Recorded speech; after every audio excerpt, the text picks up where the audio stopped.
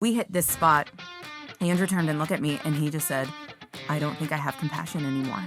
Which is a problem. It's a if problem. You're a pastor. My immediate response was, you have to leave. Like, you have to go and have a retreat. I talked to somebody here in a recent episode that he got this work ethic from his father that never quit what you're doing until you succeed. And if you stay persistent in that for the right reasons, for the wrong reasons, it can create that burnout.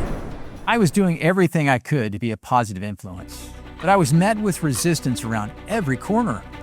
My coworkers had left or had been exited one by one until I was the only person my manager could rely on to get things done. The burden got heavier, the environment got more suffocating, and the recognition, well, it got thinner. I lost hope that things would get better. I felt broken, desperate, and really at the end of my rope. I was ready to leave the company, and I didn't know what to do next. I just knew I couldn't keep running at this pace. If you've ever felt like slowing down means falling behind, but you know that if you don't, you'll break, this one's for you. I spent 30 years in corporate leadership making every mistake in the book, some of them twice. I'm Preston, and if you're a leader who's ever felt in over your head but too proud to say it, you're in the right place. This is PQ. Welcome.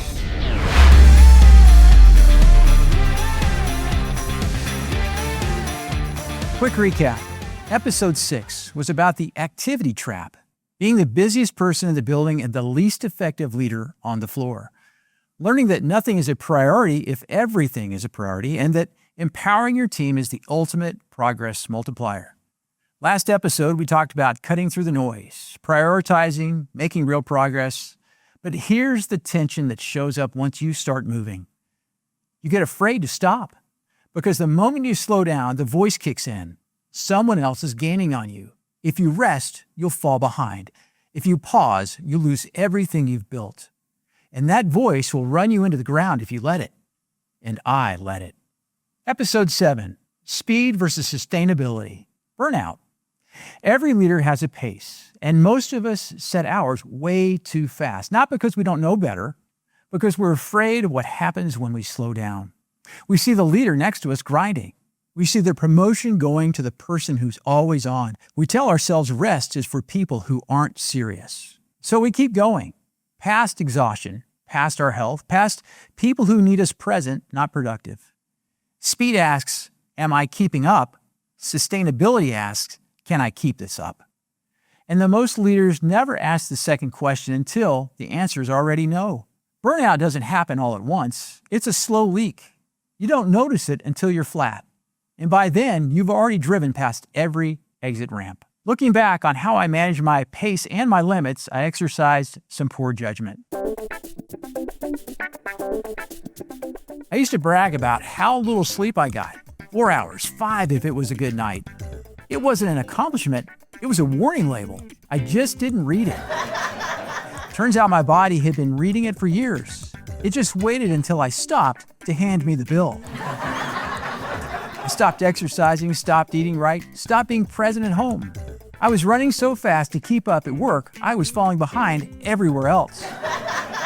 I was employee of the month and a stranger in my own house.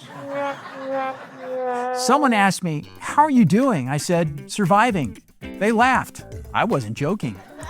Somewhere between 30 and 50, surviving stopped being a low bar and started being the whole plan. You heard where I ended up. Now here's how I got there. I was part of a group, not a team, and the distinction matters. My manager was self-preserving, more worried about impressing upper management than leading. She didn't have a lick of leadership in her bones. The group was filled with dissension and gossip, and roles weren't clear. Our business partner didn't understand or value our contribution. An underperforming coworker was dragging down the group's effectiveness. There was no recognition, and business results didn't meet expectations. Trust was nowhere to be found. We were going nowhere. Then the bleed started. Coworkers began leaving or were exited one by one, until I was the only person the manager could rely on to get things done. The burden got heavy. The suffocating environment, the overwork, the complete lack of appreciation, it all compounded. And I started to burn out. I was doing everything I could to be a positive influence, but I was met with resistance around every corner. I lost hope that things would get better. I felt broken and desperate, and I was at the end of my rope and ready to leave the company, and I didn't know what to do next. So I prayed. I told God everything, my circumstances, my exhaustion, my despair, and I got the sense that I should hold on. Now, I wasn't sure what hold on meant or why, but I resolved to take it day by day and not give up. Well, the next day was my birthday, and when I got to work, my manager called me into her office and delivered the news. She was relocating to another city, and I'd soon have a new manager. And the relief that washed over me was immediate. And what a birthday present. Light at the end of the tunnel, and it wasn't an oncoming train, and I was instantly optimistic about the future. Well, I stayed at the company for many more years. What a difference a day and a prayer can make. I almost walked away from everything, not because I wasn't strong enough, because I was running at a pace that was never meant to be sustained. God didn't tell me to run faster. He just told me to hold on. Most leaders I know go to church on Sunday and show up on Monday like they've never heard a word of it. I was one of them. The Discipled Leader Apprenticeship exists to close that gap. One-on-one discipleship that shapes how you actually lead, not just what you believe. If you're tired of living two separate lives, visit PrestonPoor.com.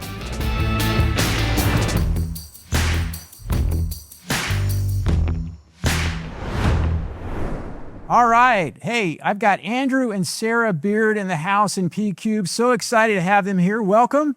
Thanks. Thanks. We're happy to be here. Yeah. Yeah. Hey, I normally let folks introduce themselves instead of doing these really long bios about both of you.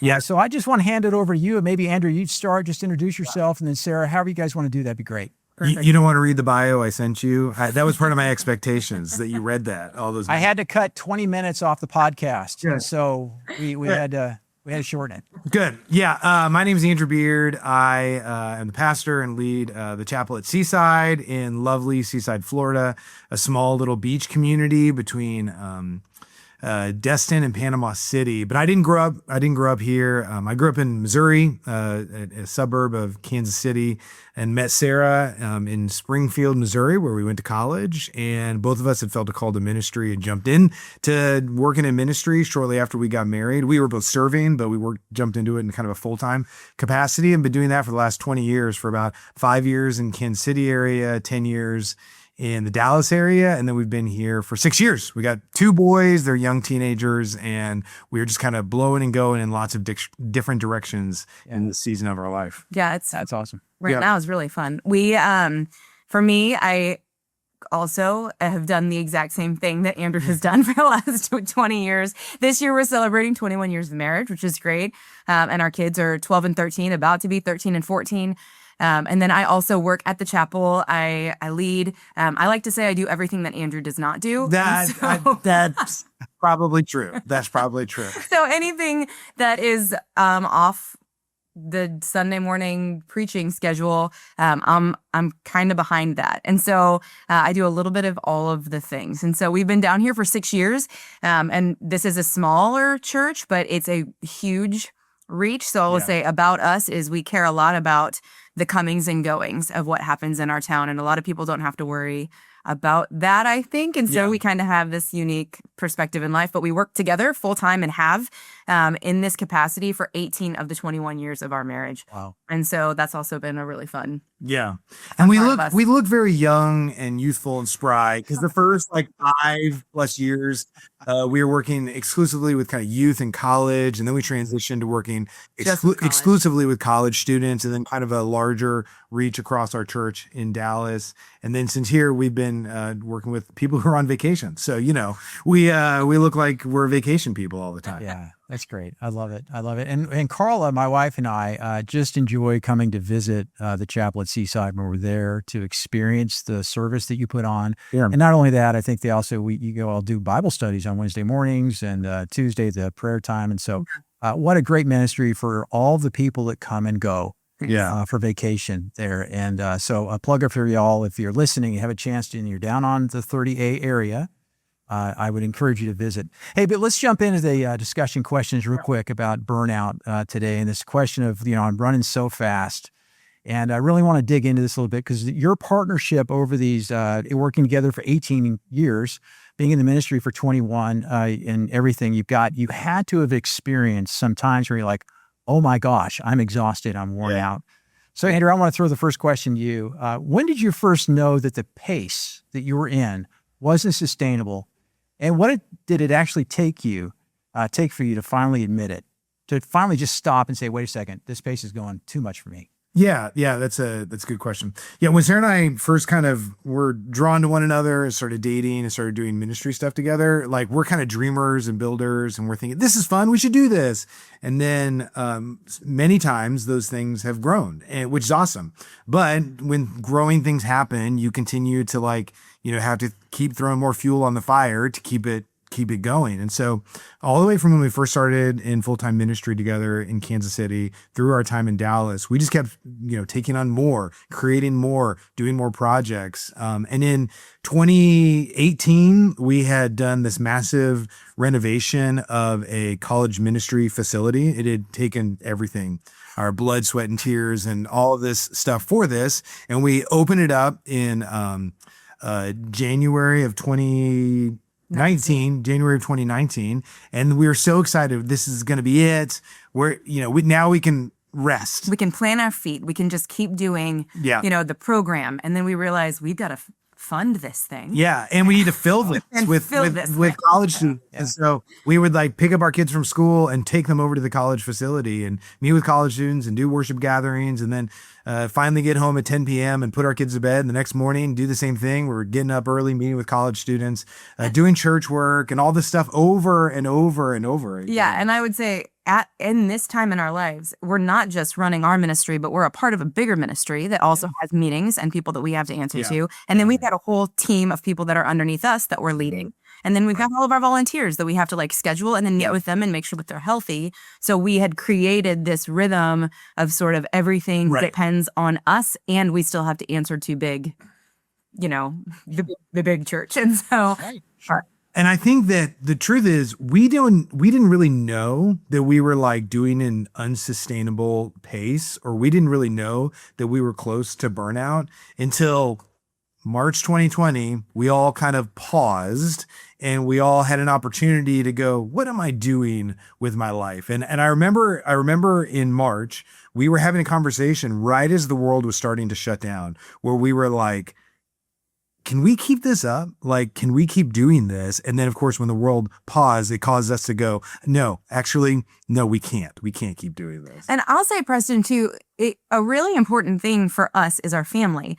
And when we got so caught up into the rigor of what we were doing, we just brought our family with us. And so I like to say our kids, we were always with our kids, but we weren't really with our kids. Yeah. And one of them was diagnosed with a just learning disability that needed attention. And when that was brought to our attention in February of 2020, I hit a place where I was like, we don't have time for this. Yeah. Which then was a wake up moment for us. Yeah. And then when we were caused to slow down, then we were like, we have to make actual changes in our life that actual has sustainability for who we are in the family that we want to be, the people we want to be, and the followers of Jesus that we want to be. Yeah. Yeah. So good. Well, let's do this, Sarah. I wanted to throw this next one to you because I think we're going to kind of build, because I really want to hear, since you've learned some of these lessons and the struggles that you went through around the burnout, how then do you cope with it? So we'll lead it into that here in a minute. But how do you tell the difference, Sarah, between pushing through a hard season and running yourself into the ground? There's a line there somewhere, right? Yeah. How do you know the difference? Yeah, I think this one has been really interesting to learn, because I sort of think you have to learn your way through this when you're trying to build something. And we're builders and dreamers. And I know this is across the board with different people's, jobs. There are things that you have seasons where you're like, we are in a building season. Yeah. And it is go time. This has to happen. And you just have to set the pace. There have been seasons in my life where I'm like, I cannot keep doing this. And I cannot stop anything that I am doing, because then the floor will fall out. And that's just true. That's just true for certain times in life. But the thing about that is to be able to go, is there a light at the end of the tunnel? And when I get to that place, am I building a future in this moment that is going to allow me to have an escape route then? So stop saying yes when you feel overwhelmed and burnt out. The difference, I think, of knowing when it's self-inflicted and when it's like just the season is, well, it's one, it's wisdom, but it's also saying like, is there a time where this can stop? Yeah. Will this relent? Yeah. One of the things that we oftentimes talk about is like when you're entering into seasons, like for us, like leading up to Christmas, leading up to Easter, those are like busy kind of churchy seasons that take a lot out of us. So like, I can't really go, I'm really busy. I'm tired. I'm not really going to do Christmas or Easter because that's like kind of a big part of my job, But there's a clear exit at the end where I go, okay, I'm focused towards this. And so that's where my line is on December 26th. Like I set down those stuff and I'm like super present with my family and our responsibilities at home and all those things. And so for me, I can have those. But for whether it's business or a startup or a deal you're trying to close, like sometimes the line is a little different for each person. And you kind of got to ask yourself, what am I trying to accomplish? Like, what's the line I'm trying to cross where I can say, okay, I can take the foot off the gas? Because if you're just moving that line down the road constantly, it's like when I hit the next deal, when I hit the next client, like that is in a perpetual state of that's like you're never going to heal. Yeah, it's a treadmill that you will never get to the end of. And so you got to like decide, okay, clearly this is where the line is. And it's going to be different for each person depending on like what season they're in. Yeah. Yeah, I love that because I look at it like living in compartments. And so you recognize the words you used was season. Yeah. So if you can figure out there's a beginning and ending and then have some rest, if you will, and then come back. You might pick up that pace again, but it's that pausing and the time on December the 26th and say, hey, yeah, we've done what we need to do. Take some time and then we'll come back to it again. So yeah, I think one of the things that we were highlighting when we were kind of talking through this was like, we try to be very aware in the season, like this is too much. Right. And I know that this season's going to come back. So it's better to be able to go, how do I prevent this from feeling this way the next time that I know I'm going to be in a season that is coming like this? Because I think we can kind of we know those heavy seasons, even in business, like we were talking about, a lot of our friends are real estate agents and like, they feel like they can never not answer the phone. And I'm like, sometimes it's okay to not answer the phone. You can wait like 3 hours. You can call but there are some times that a deal is very important and you need to just let your family and the people who are depending on you know, like, okay, this is one of those times and just bear with me. And then, good. It's easier to deal with in the heavy season. Yeah. So good. Okay. Great insights on that. So Andrew, I'm going to kick this one back to you over here. And it says, what did you have to let go of to lead at a sustainable pace? And what was the hardest thing to let go of? Yeah. Okay. So, so it's time for transparency, honesty on this one, huh? You look like we're about to deliver it. Yeah. I mean, when we were in Dallas doing this great work with this awesome facility, and when we started to really wrestle through that was when we were kind of presented with this opportunity to lead this church here. And so when you say, what did you give up? What did you let go? What did you walk away from? Everything. Everything we built. Everything we built for the previous 10 years. I mean, we walked away from that ministry. We walked away from working in that church. We walked away from that structure. We walked away from the community that we had there. Now, we still have great community there. We love those people. Still are really special to us. In that ministry, we love seeing what God continues to do in and through that place. But we had to walk away from that. And I don't think we walked away from it because we were like, we're burned out. We can't do this here. But we knew that in conjunction with feeling like God was leading us to a new place, this new place would allow us to set new paces and new rhythms. Mm-hmm. And so for us, we said, we're just doing a fresh start. And so we had to build in rhythms into our life. So shortly after, in the process of us moving from Dallas to here, we'd read John Mark Comer's book, Ruthless Elimination of Hurry, that it really is a huge supporter of building these rhythms and paces in your life that are much more sustainable. We started practicing Sabbath. So on Saturdays, Friday night through Saturday night, we just turn off our email, turn off our phones, disconnect from the things that we think our identity is found in, and we remind ourselves our identity is found in our creator and our sustainer, our redeemer. And it turns out all those people that would have called me on a Saturday or sent me emails, I get back to them on Sunday. And they're fine. And they're fine. And they're fine with it. Now, I will say, we can say, like, we really did. We quit everything. Like, we changed everything fundamentally about our lives when we realized we were doing a thing that was not sustainable, but it was also building something that was not sustainable. And so when we moved, we had new insight into how to build something that was going to be sustainable. We do not say yes to everything because it's a good idea. We make sure that we've got people in place to help carry a vision that's not built on us, because then that leaves you feeling like, if I stop, the floor will fall out. And that is not a healthy place, I don't think, to live ever. But then, like, we were discussing, with you before we hit record here, that just a few months ago, we had gone through a very serious season here from September until Easter that was so rigorous. And, you have to realize, with the work that we do too, it is not just like what you see on a Sunday morning. It's also all of the people and all of their things and all of, the suffering and the counseling. And it's a heavy thing sometimes. Yes. And we hit this spot. Andrew turned and looked at me and he just said, I don't think I have compassion anymore. Which is a problem. It's a problem. You're a pastor. Like, that's a problem. In general, it's like, generally speaking, you want to have compassion. But literally, my immediate response was, you have to leave. Like, you have to go and have a retreat.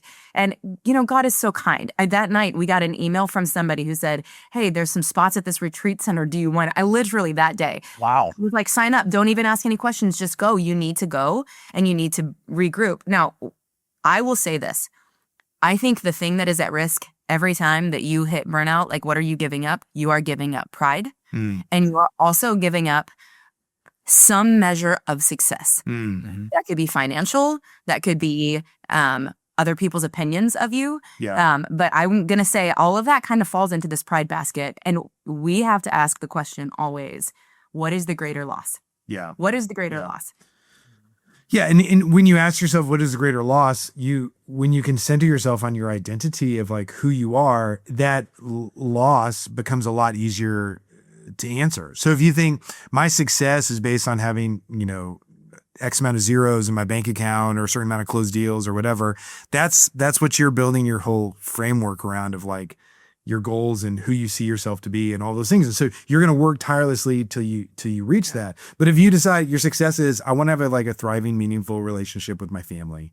I want to know my kids and be at their games and their events. Or I want to have a meaningful community and relationship with people in my neighborhood. Or I want to have a deep, thriving faith, or all of the above. Well, you got to find a balance. You got to find a balance. And you may have to say, this deal is going to have to wait because it's taking too much from the stuff that actually is going to sustain me for the rest of my life. Yeah.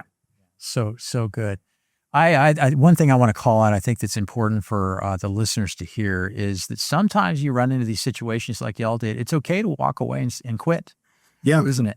It is. Yeah. I've talked to somebody here in a recent episode that he got this work ethic from his father that never quit what you're doing. Oh, yeah. Until you succeed. And if you keep going down that path and can't say, okay, wait a sec, I need to be doing something different. This isn't working for me. Yeah. And if you stay persistent in that for the right reasons, for the wrong reasons, it can create that burnout. Yeah. And I love what you all did. You just said, hey, wait a second, let's step back from it. This is not the right thing for us, not sustainable. What can we do better? So let's talk about that real quick here then too, Sarah. Tell me a little bit about where you are now and the rhythms that you have. And then if you're speaking to the millennial listener today, from a leadership perspective and this whole thing about that, what do they need to hear from both of you? How would you encourage them today?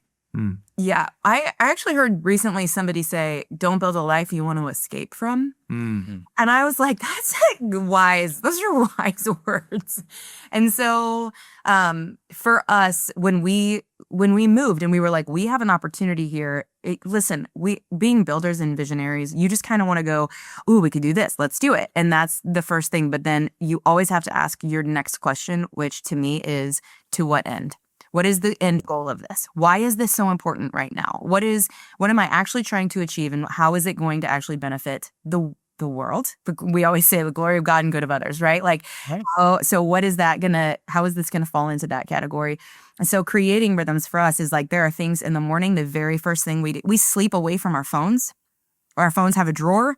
Our kids don't have phones yet. We are like, this is not the first thing we need to see and the last thing we need to see. We need to let God shape our identity. And we need to I heard recently somebody say, you need to inhabit the time. Do not let the time inhabit you. So to be able to say, I'm going to carve out spaces and times that are nourishing for my soul so that I can lead one well, but with discernment and wisdom to say, which direction do I actually need to go and what do I really need to say yes to? Yeah. We built Sabbath into our life because we felt like it was really important to, especially for people who are supposed to be leaders in a spiritual way, to just say like, I cannot believe that my identity is found in me showing up or that somebody's salvation actually depends on me answering my emails on Saturday. Like, I can't believe that is true because that is putting way too much pressure on me and on you. Now, there are times that people need us and we will go. But for the most part, it's figuring out, and I think this is what Andrew was so articulate in saying this to me earlier. If he had to speak to the millennial and say, like, how do you build something that is sustainable? He asked this question. He said, what is your measure of success? And you have to know that. Yeah. You have to know that. Yeah. And the truth is, to invest in like what will be with you at the end of your life, what will like care for you when you're sick, will like, call on you and check on you, is probably not your work.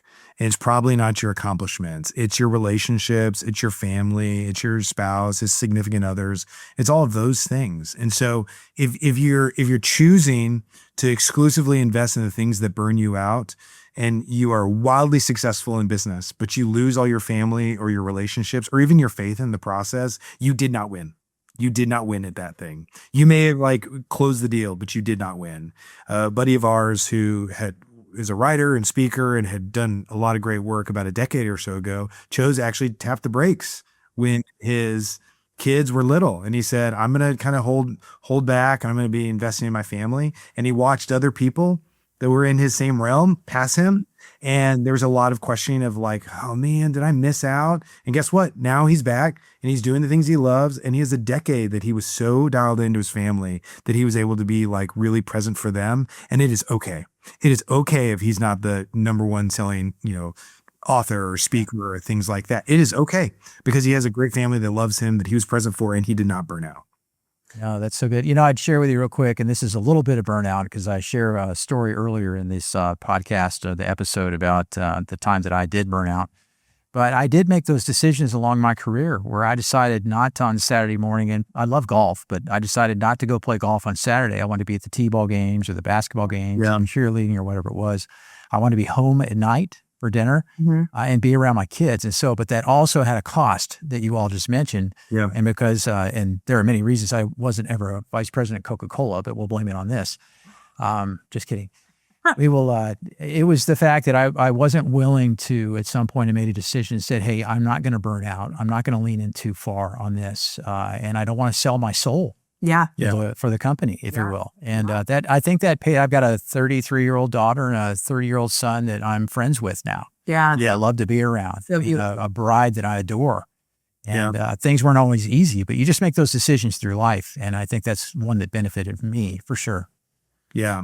I want to say one other thing, if that's okay. You brought up the idea of being able to quit, and our mutual friend who I think shared that idea that he was told he could never quit. But one of the things I think is often this is you can quit well, and you can quit and like still keep friendships and relationships, and you can walk away from a job or a business deal and just say, hey, you're great, I just can't do this right now, or it's just not worth it, and I love you, or I appreciate this opportunity, or thanks for reaching out, I just can't do this right now, and that is okay. Yeah, I feel like people are so afraid to say no because they're afraid they're going to miss the next thing, and we're always like, you will lose your soul in the process if you say yes. Just learn to say no. Yeah. Just be okay with losing a deal every once in a while. Be okay with somebody leaving your church because you couldn't, be okay with it, because there's always going to be another opportunity. you don't have to say yes all the time. We are Yeah. humans. We are just That's right. Yeah.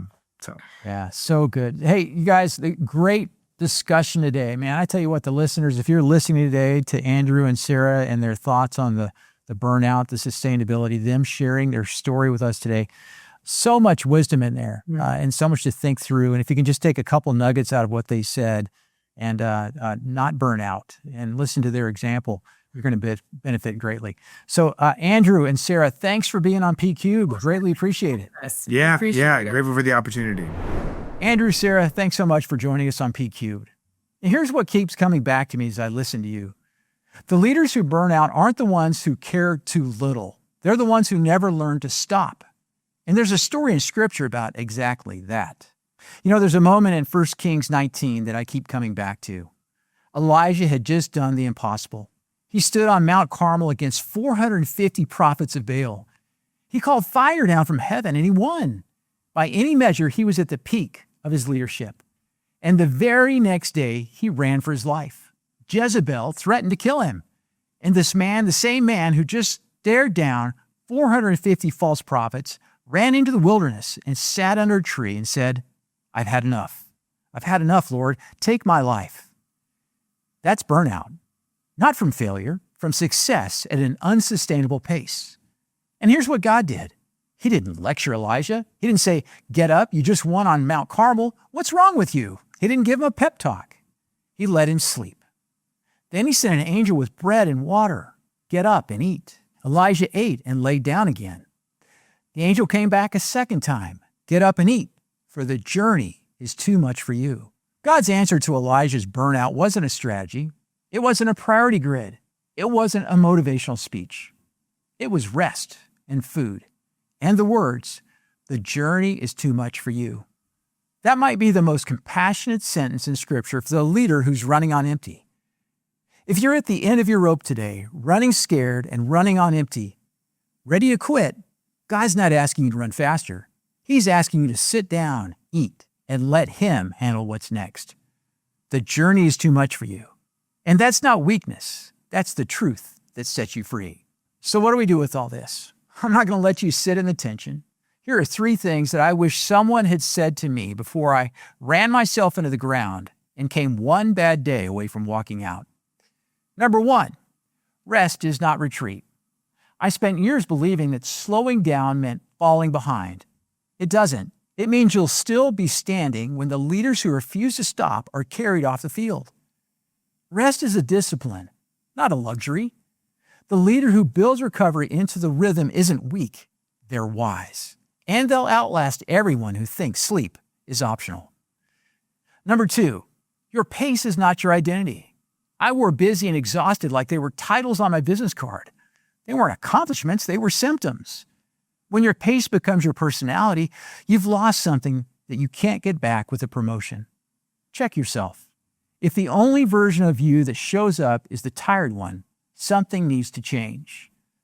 And number 3, God's provision often arrives the morning after you decide to hold on. I was ready to quit. I prayed, and I held on for one more day. And the next morning, the door opened. Now, that's not a formula. That's a testimony. But I've seen it enough times to know this. Don't make your biggest decision on your worst day. Hold on, pray, and let God do the night shift. So before you book the next thing, answer the next call, say yes to one more, ask yourself the question that I never stop to ask. Not can I keep up, but can I keep this up? The pace that built your career doesn't have to be the pace that breaks you. Slow down, sit under the tree, let God bring the bread. The journey is too much for you, and that's exactly why He's in it with you. So you've learned that the pace was never meant to be sustained. You've given yourself permission to rest. You've started leading from a rhythm rather than a sprint. But there's one more tension in this arc, and it's the one you feel every time you walk into a room where everyone expects you to have it together. Because you don't. Not always. Not even most of the time. Next episode, I'm supposed to be calm, but I'm not. Appearance versus reality. See you there. Well, that's a wrap. Thanks for spending part of your day with me, and I know your time is valuable and your to-do list is long. If this was helpful, share it with someone else who needs it. Like it, comment, leave a review. It helps more people find the show, and quite honestly, it makes me feel like I'm not just talking to myself in here. And if today's tension hit home, maybe a little too close to home, and if you're tired of being one person on Sunday and someone else on Monday, check out the Disciple Leader Apprenticeship at PrestonPoor.com. 10 weeks, 1 hour a week, one conversation at a time. No slides, no lectures, just real talk. And find me on LinkedIn, Facebook, or Instagram. Peace out, be a rock star.